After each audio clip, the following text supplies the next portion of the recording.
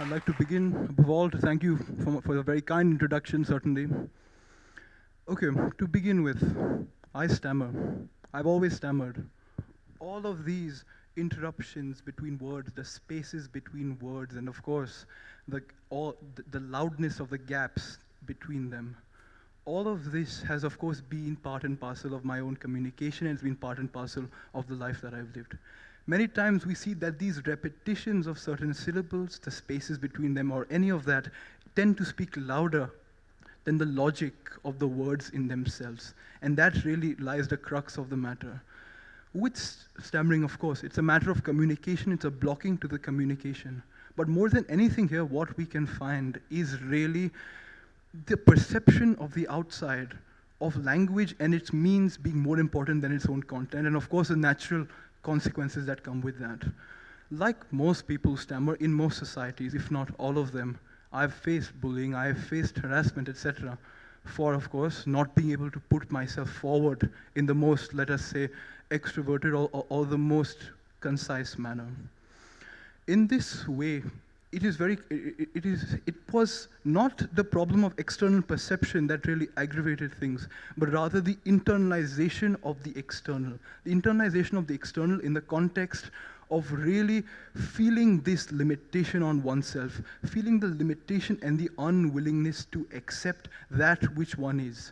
If that I thought that I cannot communicate, and not just not communicate, that communication, my lack of communication, says a lot more things about me. It says that I'm unintelligent, it says that I have not prepared myself, amongst all of these things. So overall, that internalization is what prevented me from really being able to present myself anywhere, in being able to speak and saying something meaningful or perhaps contributing to a conversation.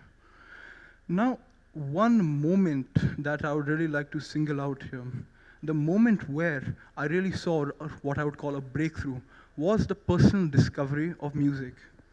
Now, I began playing the piano a few years ago.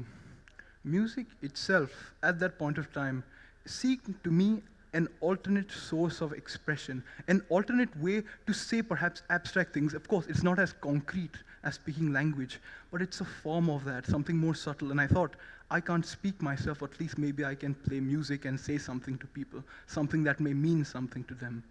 And in this way, I began playing music. And what I found in playing the piano, was that the stumbling of notes, the spaces between them, the stammering of a musical instrument are not the same as the stammering within society. Why? Because a violin stumbling, a violin repeating a note, a cello perhaps playing a wrong note, all of these things do not contribute to a failed performance. Not at all. They contribute to the creation of new possibilities. There is no objective order of notes. There is no objective rhythm. The only thing that exists is the moment. And the moments within music in themselves present themselves as the very essence of it. So in this way, what I found was that my stammering, my tendency to make mistakes and be nervous, rather found itself as a fountain of new hopes and a fountain of different expressions. A new note is a new journey. It is not a wrong note. And in this way, the fluidity of music, the spontaneity of even mistakes, that inspired me.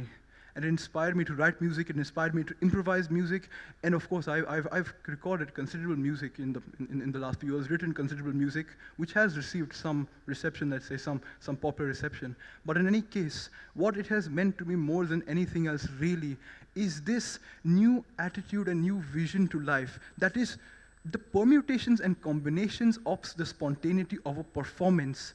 These serve as a breakaway from the regimented and black and white nature of the ideas of right and wrong. If I stammer, it is socially acceptable or it is not. If I speak, it is right or it is wrong. No. To understand the transcendence of moments and to understand this beauty that exists within them is what music has taught me and has allowed me to move from this regimented and clear-cut, I would say even oppressive, fundamental, nature of things. So, to be very short, I think all in all, what I'm trying to say is that music did not judge me as society did. Music allowed me to embrace chance It allowed me to embrace mistakes and to be myself, and in this way emboldened me to face the world in all of its aspects, even beyond music. Because of course, music is not just music, it's a way of looking at life, it's a way of speaking, it's a way of existing.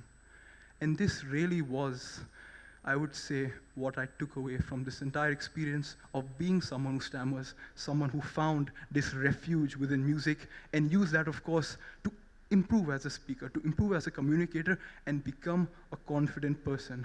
So I would say, better than in any words, perhaps I could communicate what I've been harping upon for the last few minutes. I think better than any words, if I could leave you with a musical performance to say what I wish to say here, that would be best. And thus, I'll be playing a short musical piece on the piano. Thank you.